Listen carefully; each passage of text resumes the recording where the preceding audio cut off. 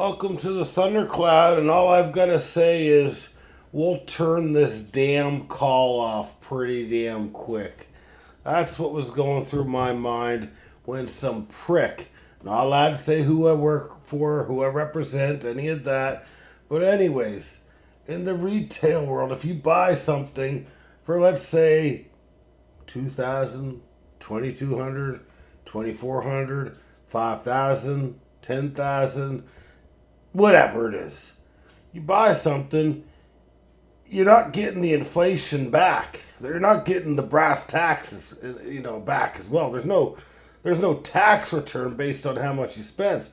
So anyways, an idiot buys a computer and they buy it in 2022. It's unable to be repaired by the good folks that I represent. And they're given the same amount of money in which they paid. And then these little fuckers want to try to tell, people that, it costs $3,000 more for the same personal computer. A, I'm calling bullshit. B, I'll be honest, when it comes to Quebec customers, that's all I'm going to say. That's all I'm going to say. They like to talk about their consumer rights, but I'm sorry, but you don't have any rights when it comes to what you're talking about here. So you can try all you want. You can put on a battle for fucking 3, 4, 5, 6 months. You're not gonna win it. Get a lawyer up, and fucking come after it. Is all I'm gonna say. Sage says, "Do you know what the PC was? It was an Asus ROG, I believe. An Asus ROG from 2022. It would have been around a $2,000 computer, 2,200, something like that, I think. I don't think that the RAM would be crazy good. Like, it's not going to be 64 gigs of RAM. You know what I mean? So, it was probably like a 16 gigabyter, I would guess. Honestly. Because they're paying 2,200, I mean, that's kind of a pretty standard price, you know what I mean? To pay around $2,000 for a computer. I know Asus is a good brand, but it's not like at best, maybe they're getting 32, but I really doubt it. 2K pre-built probably isn't anything special. That's what I'm thinking too. Yeah, this is not a computer that was not it was pre-built. It was absolutely not one of those computers that they put together or anything like that. So that's my point exactly. Computers typically diminish in value. They don't go up in value. That's what I've learned. Much like cars. Imagine buying a car for fucking $25,000 on the lot. And then, they can't fix a muffler because they're not using Tommy Callahan's auto parts, right? And then, they're offered $25,000 back. Wow, you're getting fucking full fucking value back. That's pretty damn good. Yeah, so yeah, like even the graphics card's probably like not even super crazy, man. Like, I don't know. It's just crazy what you gotta fucking deal with, honestly. That's all I gotta fucking say. I was legit trying to find the computer so I could find the specs and all that, but wasn't able to, unfortunately. So I let the team down there, Sage. I let the team down. Anyways, yeah, that fucking person though, calling literally like fuck you. You call right before the end of a man's shift. Right before the end of a man's shift, and you fucking pull that shit on me? You pull off a 40-minute call right before fucking midnight? You son of a bitch. I was real close, Sage. I was real close to throwing down my own wrench, which is called disconnection. Disconnection, fake a tech issue, and get the hell out of there. There's a reason every other province hates Quebecers. Sage, the Platinum Rents, said it, not me. But, they do seem to make our life difficult in a variety of ways. I will say that. They want every manufacturer to have instructions written in French and English, and some manufacturers just won't deal with them. They just won't deal with them because they're like, fuck that. Because, if they're fucking from the States or some shit, or I don't know, fucking China. Why the fuck are they gonna fucking put in fucking French instructions? They're not gonna fucking do that shit.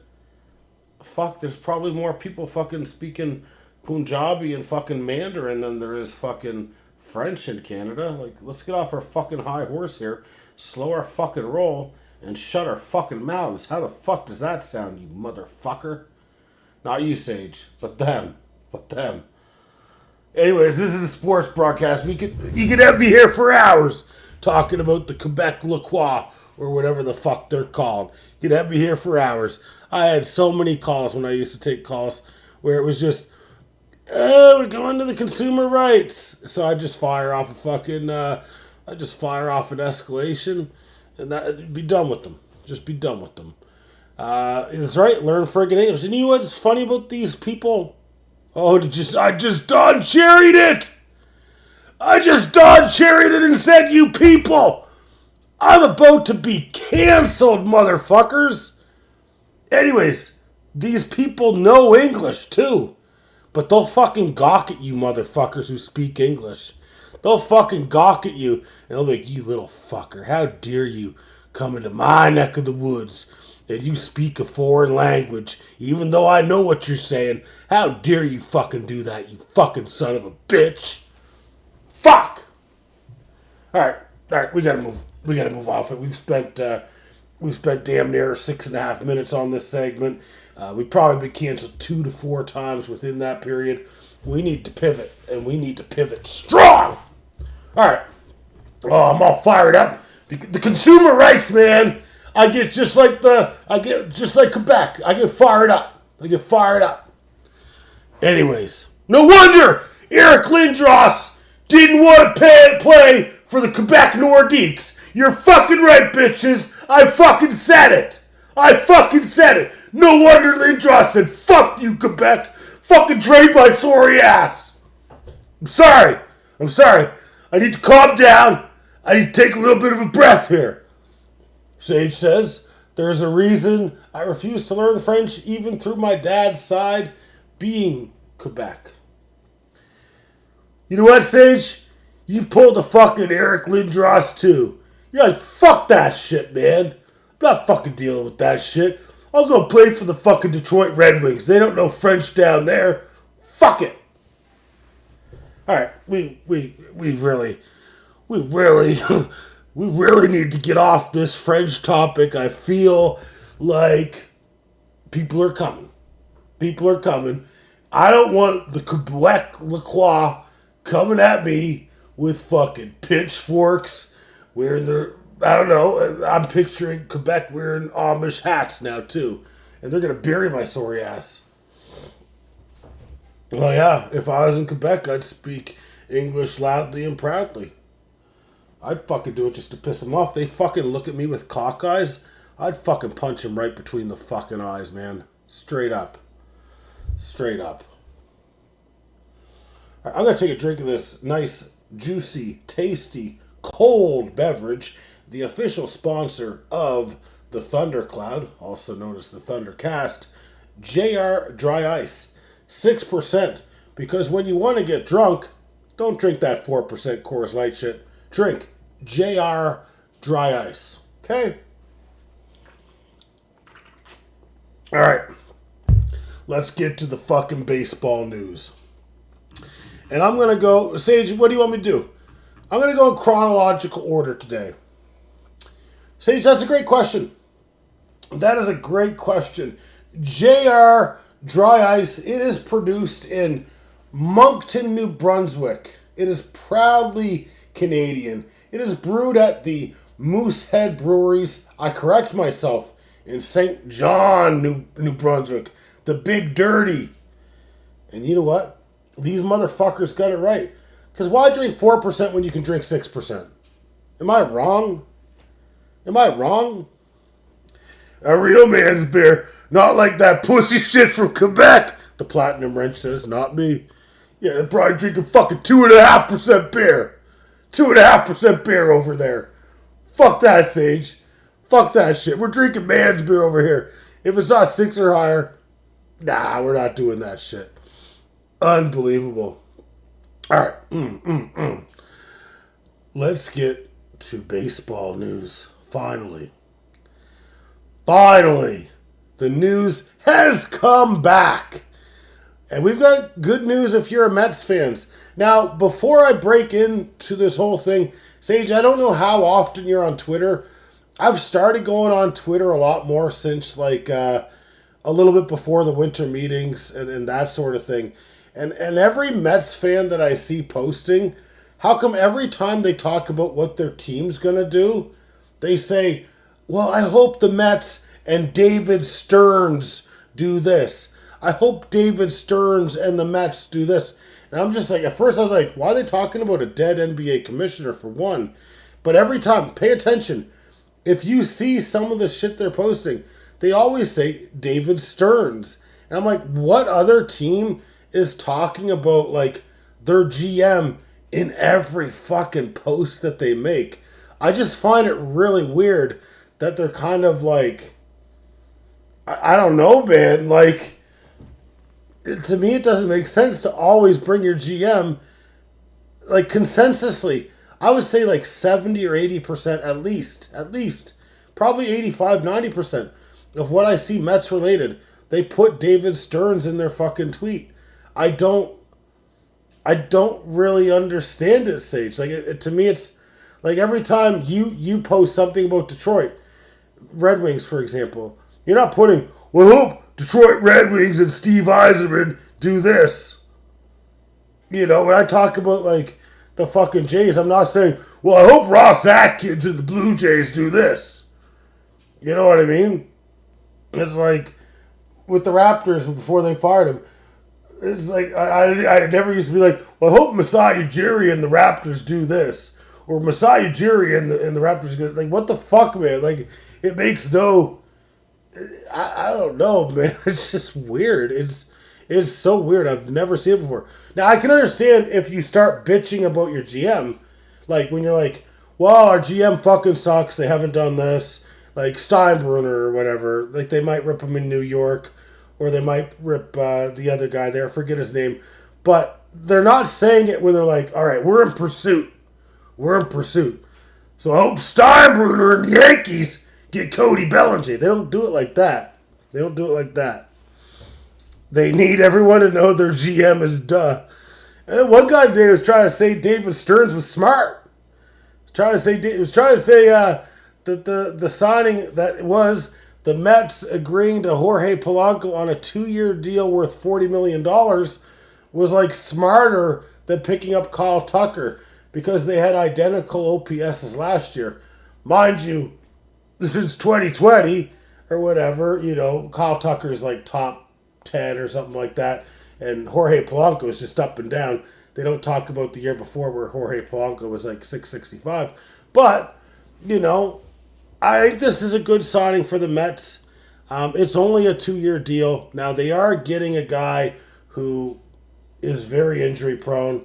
He's a bit inconsistent as well. We'll kind of look at his stats here shortly. But they did lose Pete Alonso to the Orioles not long ago. So I think this is a good pivot. From what I understand, Jorge Polanco is absolutely dreadful at playing second base position. So he's going to kick over and be their first baseman as well as their DH. As for what he did last year, I'll bring up the stats. I mean, I know his OPS last year, but I do want to kind of cover him a little bit. So here's what I mean. So last year, I mean, he had a great year. This guy scared the fuck out of me in the playoffs, and I believe he's a switch hitter. He is a switch hitter. Yeah, he's a switch hitter. So this guy scares the fuck out of me. So 821 OPS last year. I brought him in to my fantasy team late in the season. He won a championship. Obviously, I trust him. Now, how many games did he play? 138. That's a pretty good sample. 26 home runs. Now, the year before, 651 OPS in 118 games. I don't know if he was injured. I don't know what happened. But that's just me kind of explaining his inconsistencies. Now, for his career, he's got a 771 OPS, and he averages 23 home runs across 162 game average. So I think for $20 million a year on a 2-year deal, even with the risks, it's not really a bad deal at all for the Mets. Obviously, they need to do more. I'm surprised we're not hearing more about the Mets and David Stern, being rumored in on Kyle Tucker, but they did spend what 700, $800 million last year on Juan Soto. Maybe they don't want to empty the gasket just yet, especially since they've emptied the fucking cash register a few times and it has not panned for them. Has not panned for them whatsoever. But I like the signing. I think it's a good value. If you're a Mets fan listening to this and you think that this value is, you think that this is a better guy to get than Kyle Tucker, then you're delusional, and I do apologize. But I'll ship you some medication here from Nova Scotia. How's that sound? Gotta take a look at the comments before I get to the next series of moves. That is the biggest news that we do have for today. Sage says Kyle Tucker wasn't going to the Mets. Mets need to overpay because they're the lower class team of New York. They absolutely are. Haven't been hearing much about New York. We are going to get to New York's, I think, the New York Yankees' first notable move of this offseason shortly. That being, actually, that's next on the docket. So, got to take another drink of this JR dry ice from Sweet St. John, New Brunswick, 6%. It's better than what they brew in Quebec. 1 second here. Yankees made a move today that, I don't know. It's not a splashy move, but it's not a bad move at all. They re-signed Ahmad Rosario. Ahmad Rosario has extreme flexibility. I mean, he is able to play 4 different positions, so he's going to play all across the infield. He's probably going to spend quite a bit of time at third base, because I think they got Ryan McMahon playing over there. I just think for his career, I mean, yeah, his OPS isn't great, but he is an infielder, right? So a 708 OPS isn't that bad. He's got versatility. Last year he had a 745 OPS. I think it's a good pickup for the Yankees. They only paid, I believe, $2.5 million. Yep, $2.5 million per year. He's a lefty masher, so he's a platoon player. But man, like we saw with the Jays last year with like Nathan Lucas, for example, having some of these platoons are the way to go. If you can find the right platoons, man, fucking go for it. Now, he's not going to be a guy. He's absolutely not going to be a guy that you can like draft in fantasy. That would just be absolutely stupid. But hey, good pickup for New York, even though he was already on the team. Next thing here, this is actually a notable one.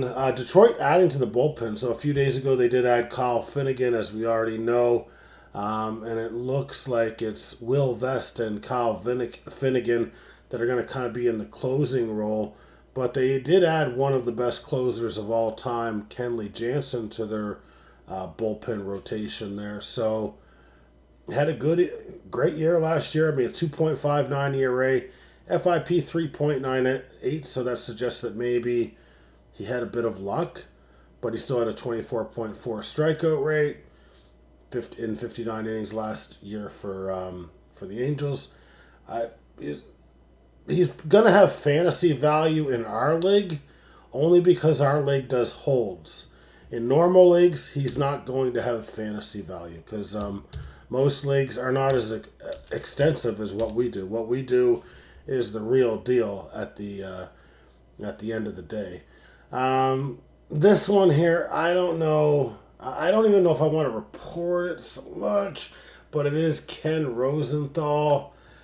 I don't know.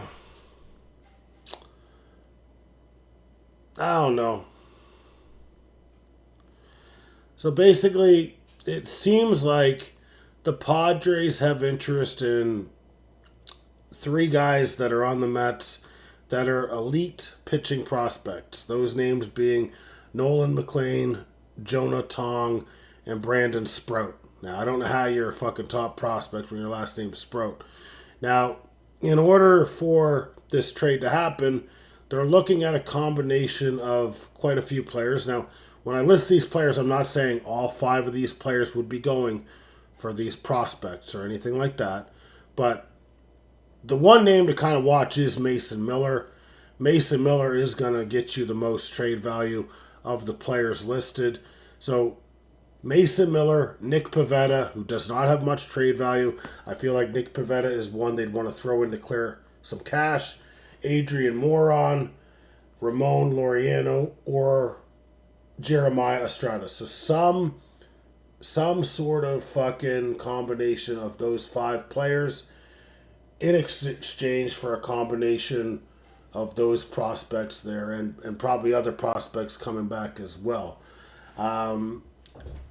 If I am the Mets, if I'm the Mets and David Stearns, I'd be looking at Mason Miller. Absolutely, he throws as hard or harder than anyone in baseball as a closer. Very wild, very wild. But this motherfucker hits, I think, like 105. I mean, this guy throws gas. Nick Pivetta, have no interest in whatsoever. Adrian Moron, I do have interest in him as a bullpen option. He was on my team when I won a championship this year. Ramon Laureano, I have interest in him. I think he can play most games. To me, he's not a true starter, but he's not a true platoon player either. And Jeremiah Estrada, I don't know enough about him, if I'm being honest with you. I don't know. But, yeah, a potential blockbuster being, in the works there. Reported by Ken Rosenthal, so you know it absolutely is. Does have lags to it, let's just put it that way. I do have to see what Sage said. Sage said a few things here. Mets, oh no, I already read that. Sage just said, what? What? What? And then, what? You know what? That's good insight right there, Sage. I like the cut of your jib. I like the cut of your jib right now, man. I like what you're doing. You're working that wrench real good. Next thing we got here is the Yankees expressing interest in making a trade with the St. Louis Cardinals for Jojo Romero. Jojo Romero, I'd like to say he was a champion last year, but he wasn't because he was not on my team.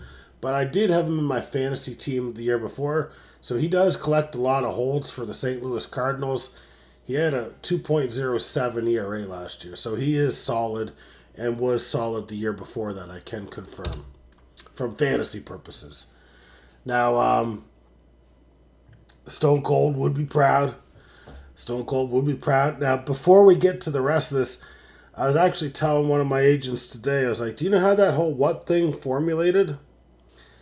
That whole what thing started because Stone Cold Steve Austin was fucking hammered drunk, and he had called Chris Jericho on his cell phone and left like a voice message. Now I don't know if like the reception was cutting out or what was going on, but like whatever the story is, like you can probably Google it, whatever. He just kept saying what, like what, and so like. Or he was just fucking drunk. I don't know. It's one or the other. But anyways, that's how it originated, to be honest with you. Was a cell phone call to Chris Jericho. And then Chris Jericho's like, man, you should probably use this. Straight up. So yeah, a little tidbit for you guys out there. He would have been wasted for sure. I mean, when the hell is Stone Cold Steve Austin not wasted? With all due respect to Stone Cold Steve Austin, for sure. This is one we do have to go over. So the Cardinals signed Dustin May, who started for the Red Sox last year and a former starter for the fucking LA Dodgers previous to that, to a 1-year deal. I do not know the terms. I do not care about the terms either, but I will kind of break down what he's done in his career. In his career, he's got a 3.86 ERA. His first 3 years, extremely effective. You're talking 3.63, 2.57, 2.74. Since then, 22 onward, hasn't really been that good. Hasn't logged a lot of innings. He's been 4.5, 2.63, 4.96, 4.85, and 5.4 for his ERAs. I guess 4.96 is combined with what I mentioned there, the last one there. So he's got 2 years above fucking 4 ERA in the last 4 seasons, because one of the seasons he missed time. To me, it's probably just a move where it doesn't move the needle whatsoever. It's just a guy you put at the back end. He's probably going to have a mid-fucking 4 ERA, and that's what he's going to do. And if you didn't pay him a whole lot, that's probably not the worst-case scenario in the world. But I do not think he's ever going to regain form. And when he had those low ERAs, like that 2.57, that 2.74, and that 2.63 ERA, those were all in 56 innings, 48 innings, and 23. So those are extremely small sample sizes. Last year was actually his biggest sample size, and we got a 5 ERA from him. Granted, he was in the AL East, but I'm just saying, don't expect much out of this guy. I'm not trying to judge you, Dustin May, but I'm just breaking down the facts. So if you're listening to this, fuck off. And this is kind of a funny one. So I got into a bit of an argument with Dan in the regular season, because he's like, yeah, I got this Isaac Collins guy on the Brewers, and he's like, he's up for Rookie of the Year, that sort of thing. I'm like, you know what? He's 28 years old. He's a flash in the pan. He's garbage. What he's doing is just straight hogwash. I don't care that he's 20. I'm saying he's just not that good. That's basically what I'm saying. He's not that good. So this guy did finish, Isaac Collins, 4th in Rookie of the Year voting in the National League. And guess what? The Brewers fucking agree with me, because they traded him, his sorry ass Isaac Collins, and Nick Mears to what the fuck? To the Kansas City Royals. Why can't my fucking notes be better than this? Jesus Christ, I'm reading from a teleprompter. My notes need to be better. I read every word that's there, Sage. Anyways, that's actually a fuck up from Roto World, because I kind of copy and pasted what they did there. So they traded Isaac Collins and Nick Mears to the Kansas City Royals for Angel Zerpa, a pitcher. So we'll dive into their stats here, real soon. Now, what did, this guy do, Isaac Collins? He had a good year, but I don't trust it when you do it when you're 28 years old. He had a 263 average, so I mean, that's an okay average. I like the on-base percentage, 368, and I do like the differential. That tells me he does actually have a pretty good eye. Now, the slugging, 411 for an outfielder, it's not very good. 9 home runs, 16 stolen bases, and 441 plate appearances. It's not bad. I mean, that's a pretty good year. He's going to play more next year. He should see the field every day. So, again, this is another move where the Royals are trying to bolster their outfield. They made a move the other day, so I kind of like what they're doing, trying to bolster their outfield. Lane Thomas is their flyer. This guy has a bit of upside, kind of a flyer in my opinion. But let's kind of see what this pitcher is that they gave up. So Angel Zerpa, he is a left-handed pitcher, 26 years old. Had a 4.18 ERA last year in 64 2/3 innings. That's actually not bad, and 58 strikeouts. For his career, he hasn't really had any year where he's pitched a ton of innings. So maybe he's just being blocked out, that sort of thing. Or maybe he's just coming into his own last year, because he was only 25 last year. So maybe he's about to take a leap, and Milwaukee really likes this. So he's 64 is his career high for innings pitched, 53 before that. But I mean, he's got a pretty solid ERA in his career, 3.97 for a lefty. Usually they take a little longer to develop. So I kind of like the trade. I kind of like it. If you don't trust this outfielder, or you think that he peaked, yeah, pick up a fucking pitcher, man. You're not going to regret picking up a pitcher that can actually contribute, at least not in my opinion. Now, I got to see what Sage just said. So you're saying he's winning a Cy Young. Got it. That's what I was trying to say, but I didn't want to say it because I still want to win the fantasy league, so I don't want to say too much. And We still, speaking of, Cy Young's not that Ranger Suarez has won one, but yeah, Ranger Suarez is one of the free agents too, and he was up for it the other year. So, according to Sakady Wu, I don't believe any of. I don't repair. I don't know who the fuck she is, man. It does look like we have one rumor that I did not know of before we entered this stream. I knew of it, but I didn't know of it from any legitimate sources. This is from Roto World, so I trusted a bit more. Don't really trust Katie Wu, but she is of the Athletic, so maybe it's legit. Looks like the Giants and Mariners are in a battle to acquire Brendan Donovan from the Cardinals. Cardinals are in full rebuild mode, looking for multiple prospects. Brendan Donovan broke out last year. It's weird. You know what? I wouldn't mind him going to either team. I know if he goes to the Mariners, it's like, fuck, that makes the Jays playoff road a little bit harder. But I like the Mariners. I've always loved the Giants, and I love their ballpark. So, hey, I think I win either way if this is true. So, hey, if it's true, I think I'll be okay with that. Now, we do need to break down our picks of the week for NFL football. Whew, this is a big week. Before we get into NFL football, I do need to talk to my good friend, JR. That was a good... Oh, hell yeah! That was a good pep talk right there, JR. That's what I like to hear. Oh, that's what I like to hear right there. Anyways, Oh, that was good. That really hit the spot right there. It's a big week in OJ's Juicery. It's the first round of the playoffs.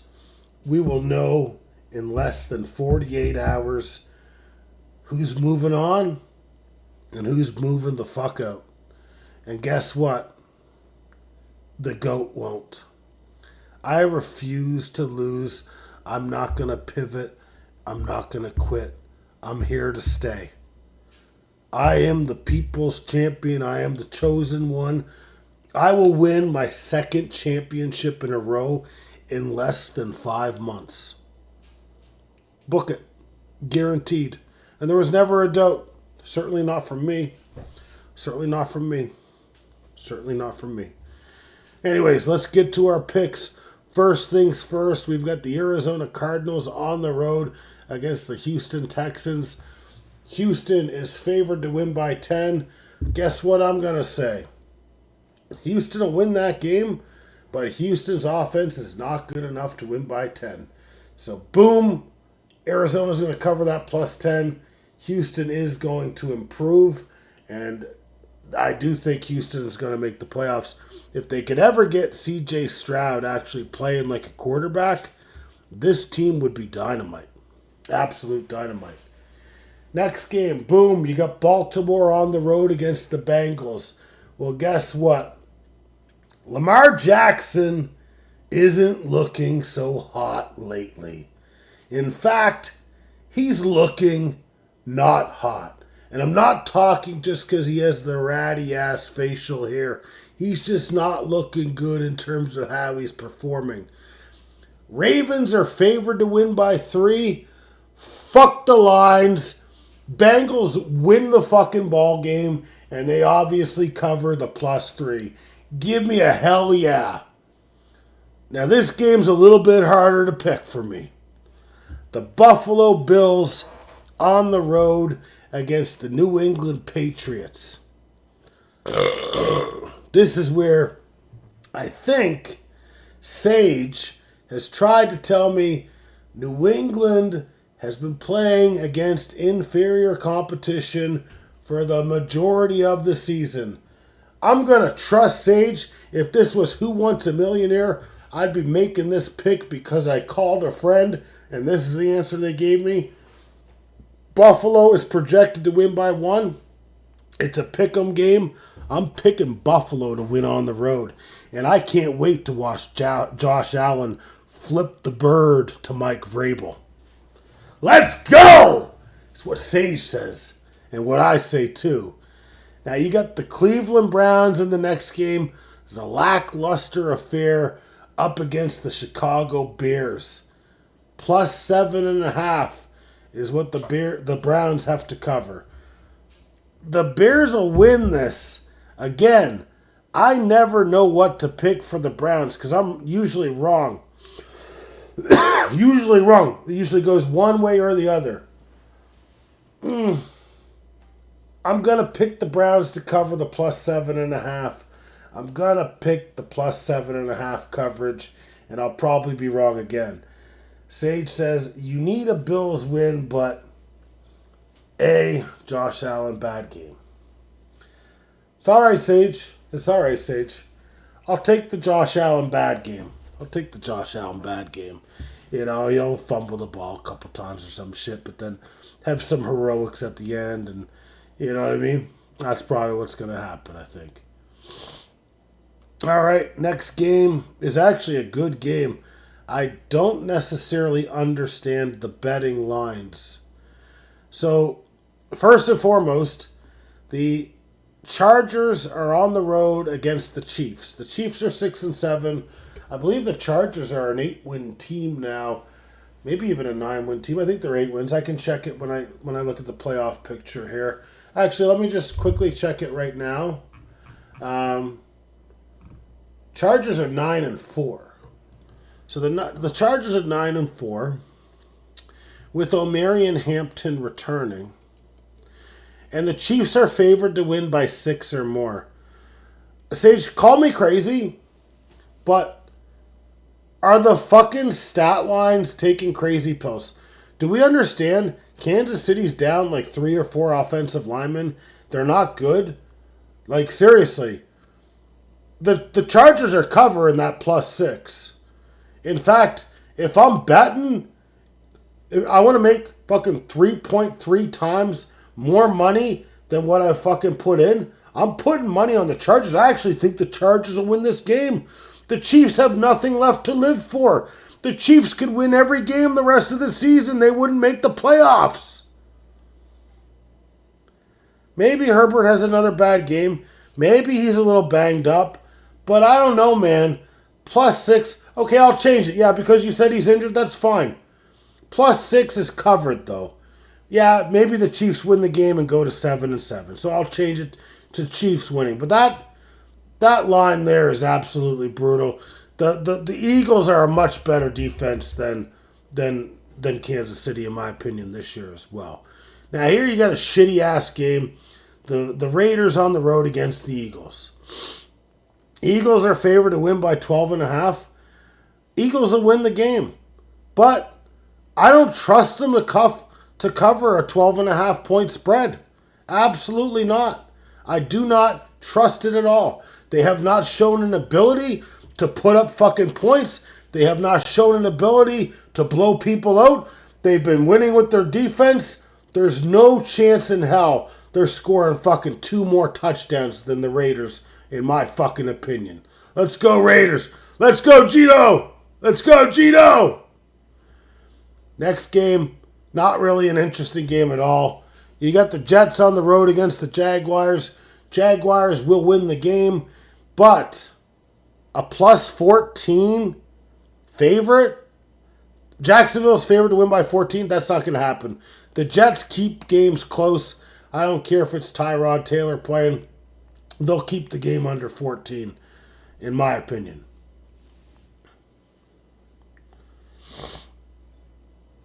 Sage says Pickett is starting, I think. That's actually probably a good thing.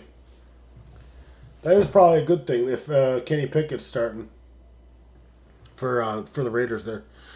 Redskins on the road against the Giants. I'm going to agree with the odds makers here.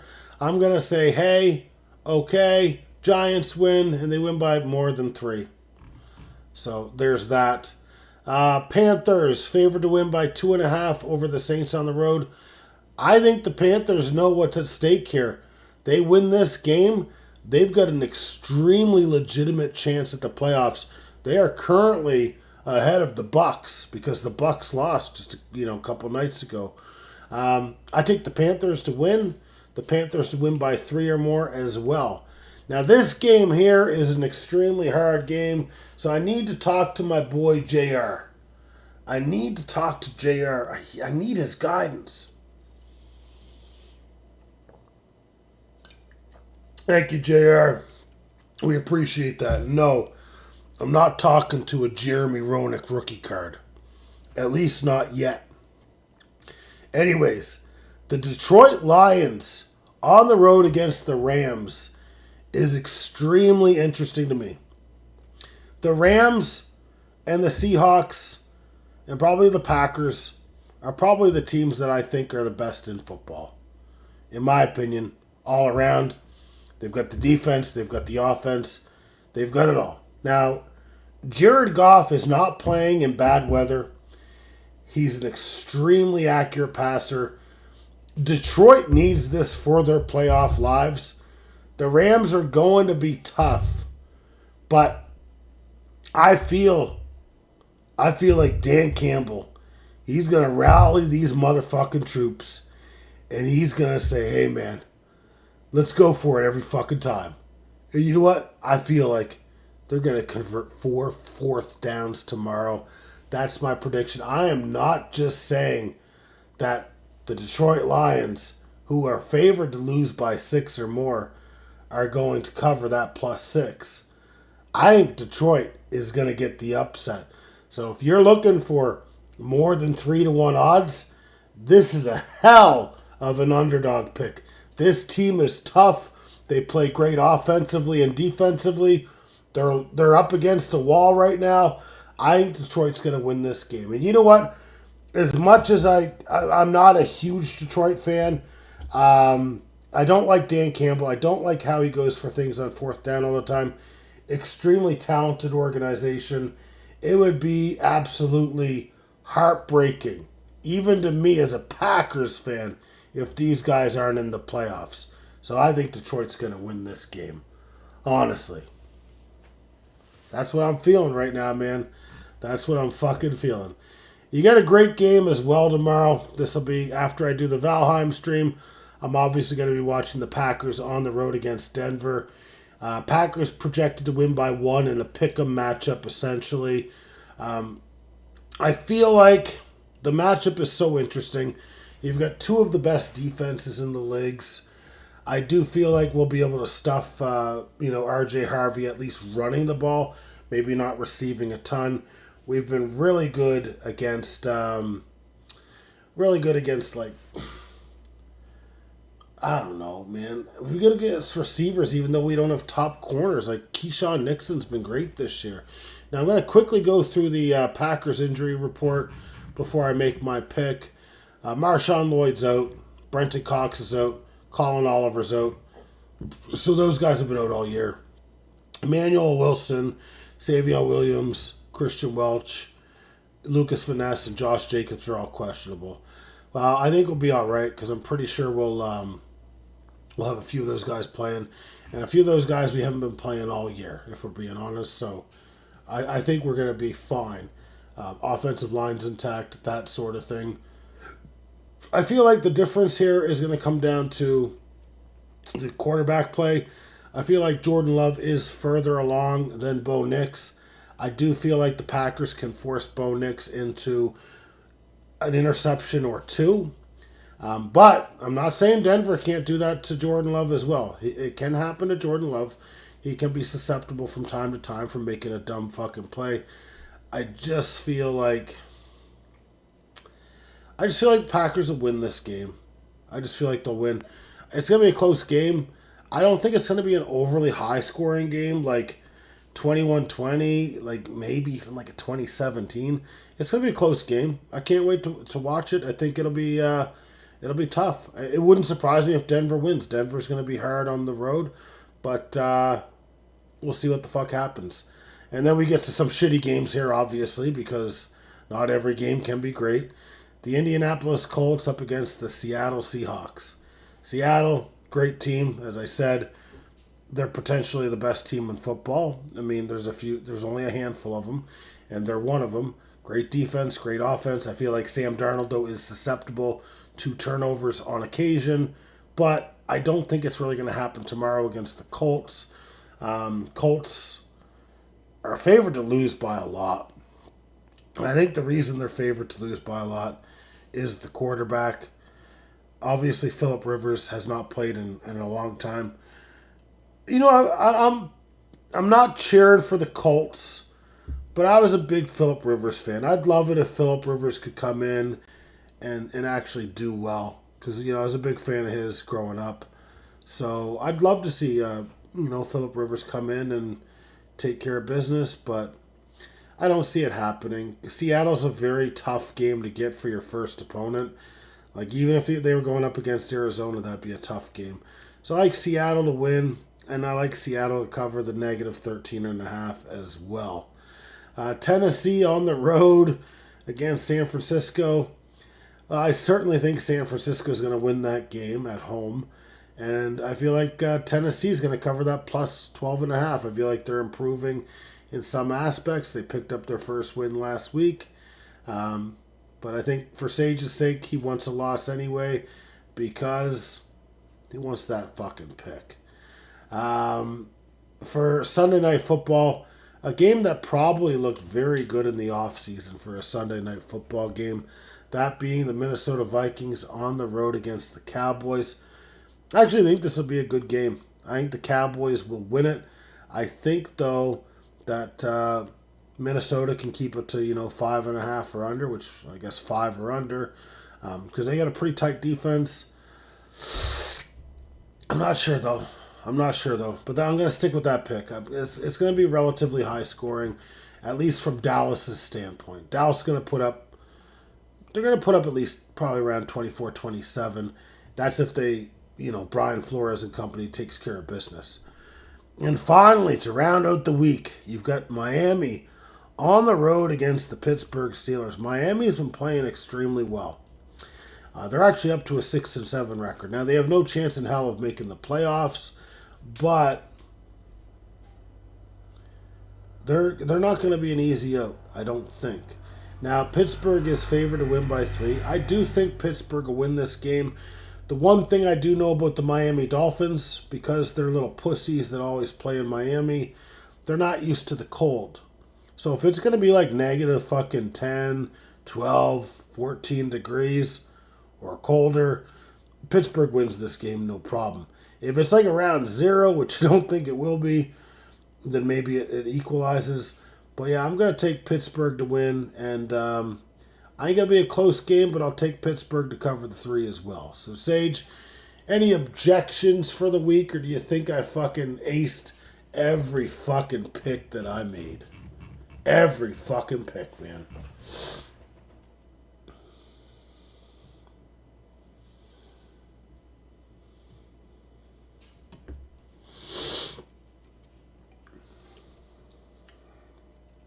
Sage, you missed a character. There is such thing as an A++, Sage. You missed a plus, man. Thank you for the A+, but I mean, you missed a character there, man.